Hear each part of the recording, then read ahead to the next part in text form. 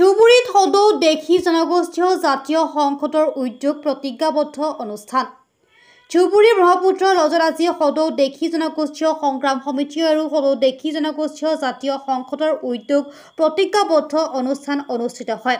কেন্দ্ৰীয় সভাপতি ইনামুল হকে জানিবলৈ দিয়া মতে যোৱা 15 তাৰিখে সদৌ দেশী জনগোষ্ঠীয় জাতীয় সংসদে ৰাজ্যৰ লগত আলোচনা মৰ্মে এখন সদৌ দেশী জনগোষ্ঠীয় সংগ্ৰাম সমিতি বনাই দিয়ে বুলি জনায়।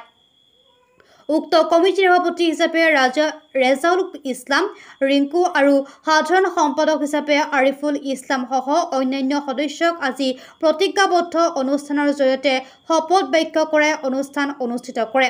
আজিৰ অনুষ্ঠানত দেশী জনগোষ্ঠীয় মানুহক ৰাজবংশীসকলৰ লগত দেশী মানুহৰ ৰাজনৈতিক অধিকাৰ আৰু ভূমিৰ অধিকাৰ নাইকিয়া হ'ব। কমতাপুৰত আমিও ভূমিপুত্ৰ, কমতাপুৰ হৈছে ৰত্নপীঠ, ৰাজবংশীসকলৰ লগত আমি গোত্ৰীয় জনসংখ্যাৰ ভিত্তিত অধিকাৰ প্ৰদান কৰক। সম অধিকাৰ, শিক্ষাৰ ক্ষেত্ৰত সম অধিকাৰ, মাটি বাৰীৰ ক্ষেত্ৰত সম অধিকাৰ আৰু অন্যান্য ক্ষেত্ৰত সমভাৱে দিব লাগিব, নহ'লে দেশী জনগোষ্ঠীয় সংগ্ৰাম সমিতিয়ে গণতান্ত্ৰিক প্ৰতিবাদ কৰিব বুলি জনায়। News desk report, any express 30।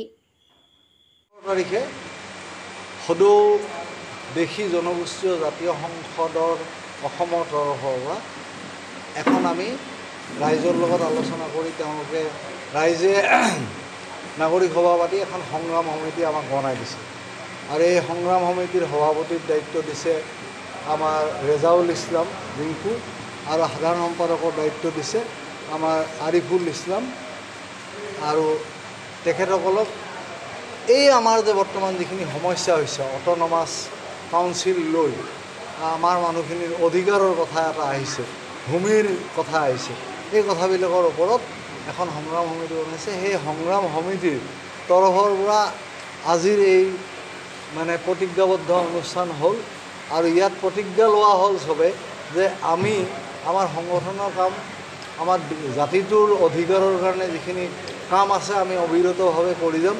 আমি কাৰোৰ লগত আপোচ নকৰোঁ, কোনো শক্তিৰ লগত আপোচ নকৰোঁ। আমাৰ অধিকাৰ নোপোৱালৈকে, সমান অধিকাৰ নোপোৱালৈকে আমি এই সংগ্ৰাম চলাই যাম।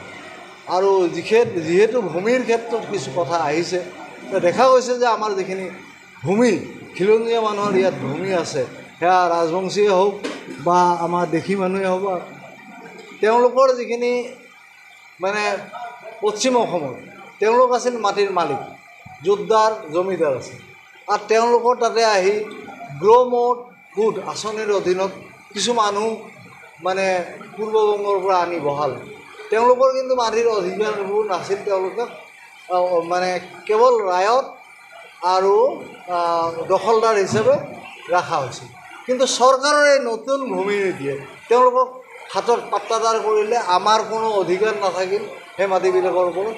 গতিকে আমি দাবী কৰিছিলোঁ যে আমাৰ মাটি পূৰ্বপুৰুষৰ যি মাটি, সেই মাটিবিলাক আমাৰ নামত নামজাৰি কৰা নহ'ল।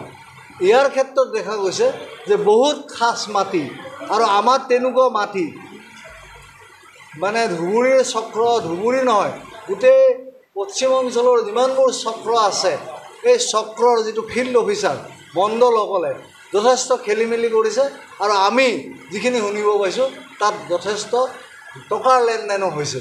গতিকে এই ক্ষেত্ৰত আমি চৰকাৰক এটা আহ্বান জনাওঁ, তেখেতসকলে আঁচনি কৰিছে ঠিকে আছে, কিন্তু এই যিটো দুৰ্নীতি হৈছে মাটিৰ সম্পৰ্কত আমাক বেঘৰ কৰাৰ নিচিনা হৈছে, আমাক মাটিৰ পৰা আমাৰ খিলঞ্জীয়া মানুহক মাটিৰ পৰা উচ্ছেদ কৰাৰ যিটো ঘটনা ঘটিছে, এই ঘটনাৰ কাৰণে তেখেতসকলে মণ্ডলসকলৰ মানে আয় ব্যয়, তেওঁলোকৰ ব্যক্তিগত আয় কিমান, তেওঁলোকৰ বৰ্তমান সম্পত্তি কিমান, এই সম্পৰ্কত চৰকাৰে এটা খুব জোৰদাৰ আৰু উচ্চ পৰ্যায়ৰ তদন্ত কৰিব লাগে।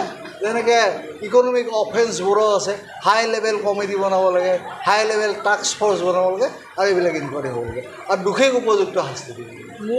মূল সংগঠনৰ এয়া ভাতৃ সংগঠন নেকি? ভাতৃ সংগঠন মানে আমাৰ এইটো একদম ভাতৃ সংগঠন আৰু এইটোৱে আমাৰ সংগ্ৰামখন আগুৱাই লৈ যাব।